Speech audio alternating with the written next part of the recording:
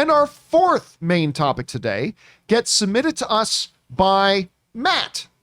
And Matt writes, "Hello, John and gang, if Rob is there as well." Rob is here, of course. "Merry Christmas to you again. According to many sources now, Moon Knight is set for its first trailer during the Cardinals-Rams game Monday Night Football tonight. For the little we saw in the snip that came out with the announcement, it looks unlike any Disney Plus show ever created. It looks like 2022 will be the year of dark superhero projects, with Doctor Strange 2 coming out in May. What are you guys wanting to see in this trailer? Will we see big surprises? Big surprises! Or all things we've never seen before? Thanks, and have an awesome week." All right, man. Thanks a lot for sending that in. And yeah, listen, I love, because everybody knows, like, my number one favorite thing is movies. My number two favorite thing is sports.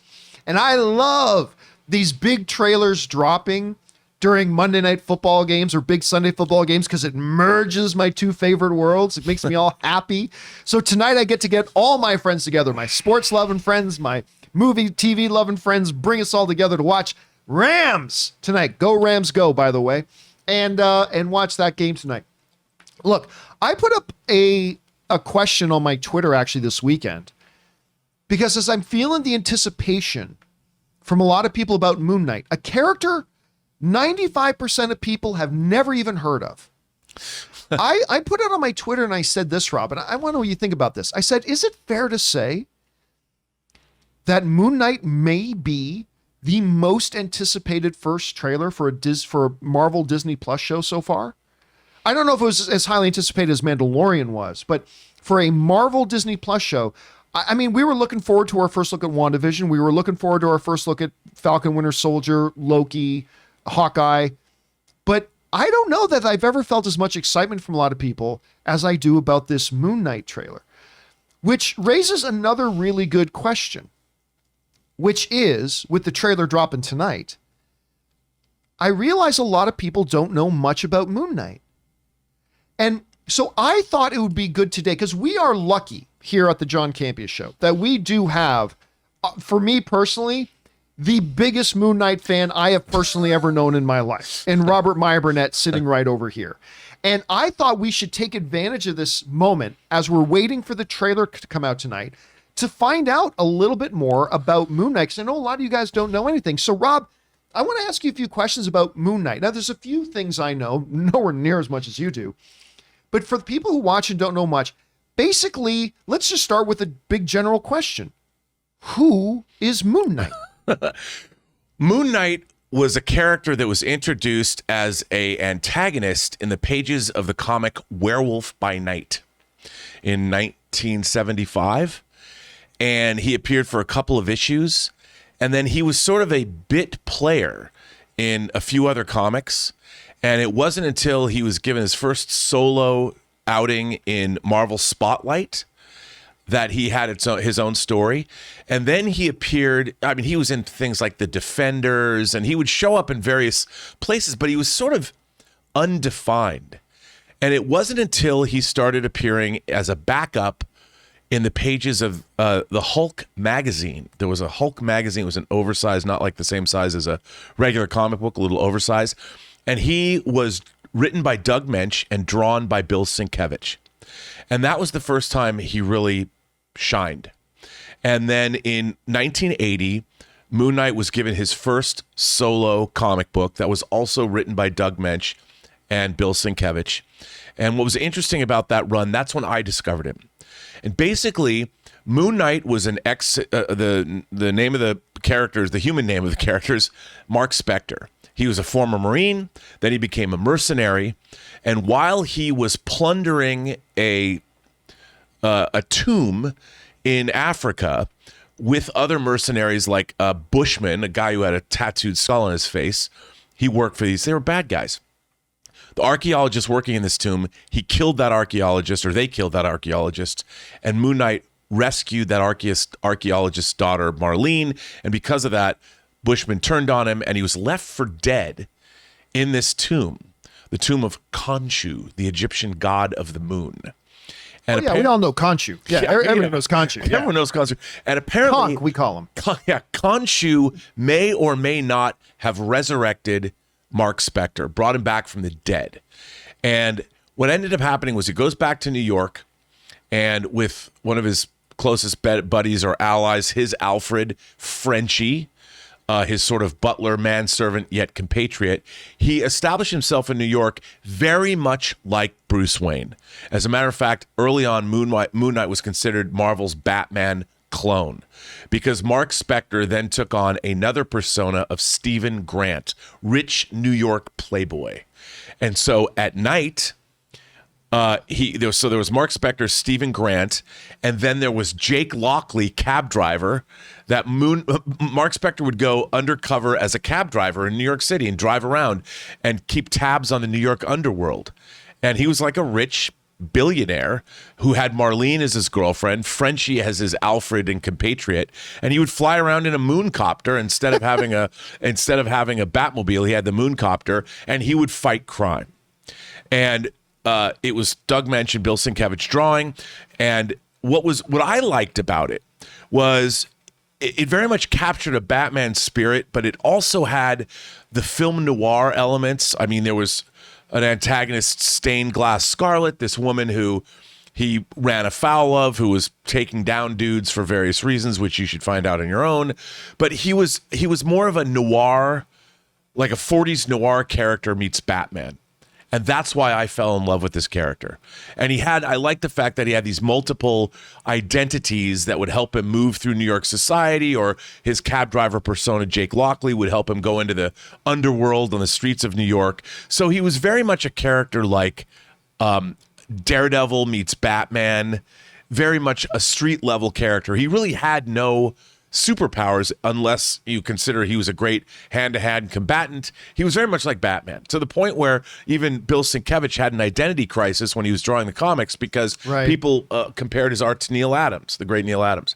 We want to take a moment and thank the sponsor of today's video, Peloton. Now look, guys, it's a brand new year. It's 2022. And if you're like me and a lot of other people, you've probably made some kind of fitness resolutions for the new year, as we often do. But let's face it, it's not always easy or convenient or time efficient to get to the gym. It's easy to become bored and bogged down in the mundane of the same old kind of workout routines. It's hard to get motivated with that. But Peloton has your back. Now, of course, we all know Peloton's bikes, the Peloton tread. You know, Ann and I moved into our new house here. And of course, you know that I ordered a Peloton tread because I love my treadmills. But Peloton keeps working out fresh, exciting, and new to keep you motivated in the new year. Because, you know, right now, Peloton is pushing you further with so much new stuff, new classes, new music, new ways to keep you and your workouts fun and motivating at the same time. Now, you guys know me for years. I love just getting on my treadmill. I don't just get on there to jog. I often just get on there to think or do work or do research. I like doing all that. But on top of all that, they have a whole lot of classes that you can do while you're on the equipment at the same time. And listen, going into the new year, they've got a whole bunch of new stuff. For example, they have boxing classes. Peloton is stepping into the ring with you guys with this newest exercise. No gloves needed. You can discover fast, furious, and fun workouts with Peloton instructors right there in your corner on the app. And they're introducing a whole lot more in terms of daily variety in your workouts. Like, it's easier to stick to your goals when you keep your workouts interesting. Peloton's got a workout for every goal, every day, and every mood you might be in. De-stress from a long day with a 30-minute strength and 20 minutes of cardio. Do a quick 15 minutes of a total body class before work. Whatever works for you to stay motivated while having fun with bike workouts, yoga, meditation, dance, cardio, whatever it is you need. And right now, for a limited time, try the Peloton app for free for 2 months. Then it's just $12.99 a month after that. New members only. So visit onepeloton.com/app to learn more. Now that's 2 months free at OnePeloton. That's OnePeloton.com/app. The offer expires on January 31st and terms may apply. And again, we want to thank Peloton for sponsoring this video. Now, that series only lasted 38 issues. And then they kept, over the years, they would try and bring back Moon Knight. He was a member of the West Coast Avengers. He was all things to all people. He was like this ubiquitous character they would just stick into other things. And then eventually someone hit on the idea of, wait a minute, what if these multiple personalities or these multiple identities, what if they were multiple personalities?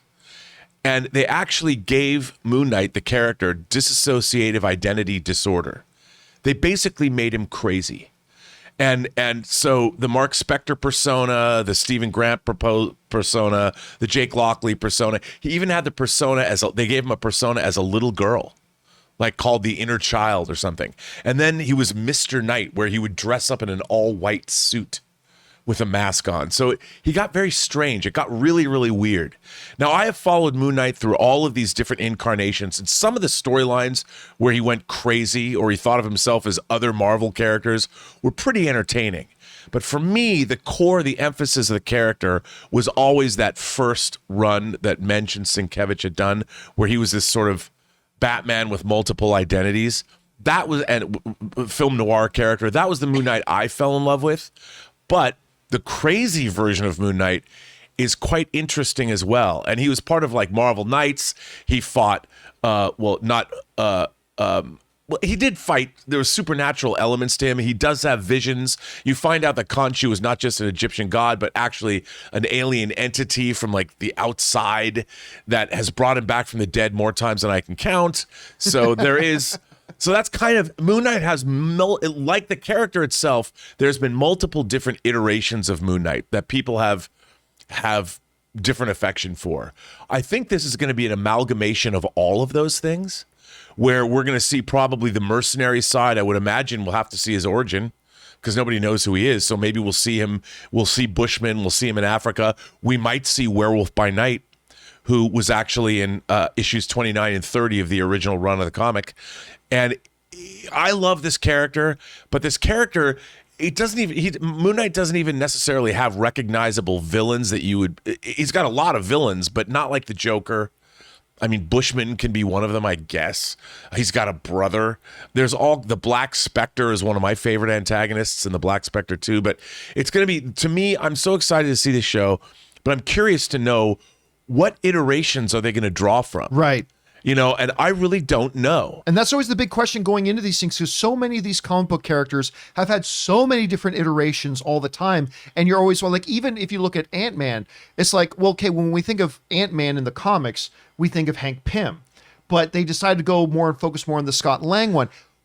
What, from the little you've seen so far, which was only glimpses, what do you have the impression of that they're going for, including if you count in the fact that they've got Oscar Isaac playing the role? Well, I think, first of all, Oscar Isaac is awesome as the character of Mark Spector. I think they're going to do a combination of two things. I think they're going to deal with his mercenary persona, but they're going to early on delve into the dissociative identity disorder that he has. And it's going to be it'll be a combination of real street level grit and surrealism and mysticism and maybe a bit of the supernatural. I think they're going to do both of those things. And I think that's why I'm interested to see if that's how they're going to approach it, because we've seen clearly there is a definite horror spin on this.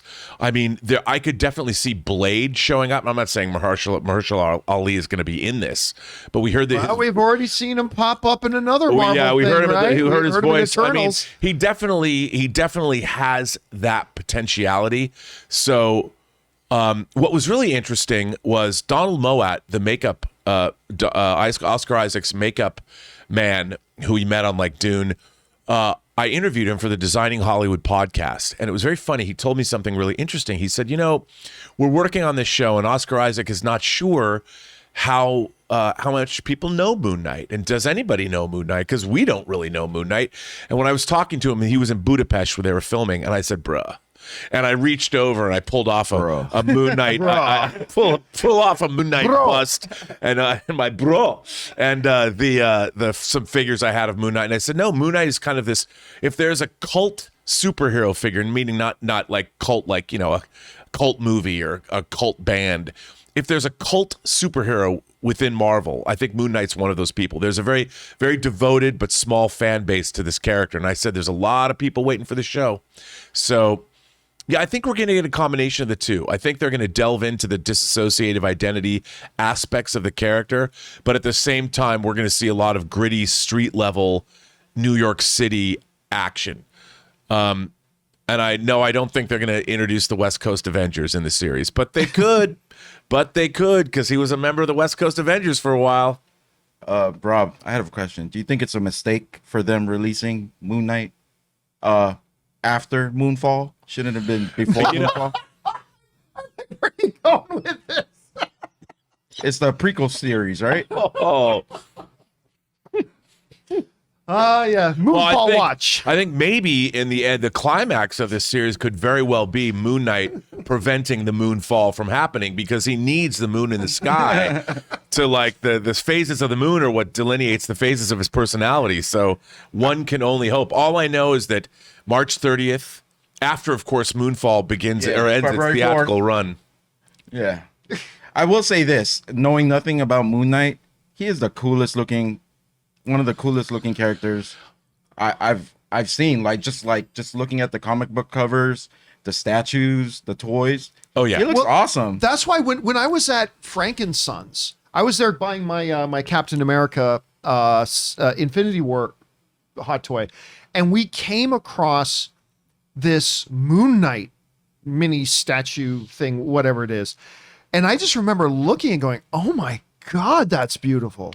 Like it just looks so good. And I'm thinking like, Rob's got it. So I picked it up for you. But it's like I just remember looking at that was the first time I've always thought the costume looked great, but it was when I saw that figure that I'm like, I'm starting to get a picture about how truly awesome this could look on screen. Yeah, I mean the only question you'll ask yourself is, when you're running around as a superhero, is it best to have an all white costume?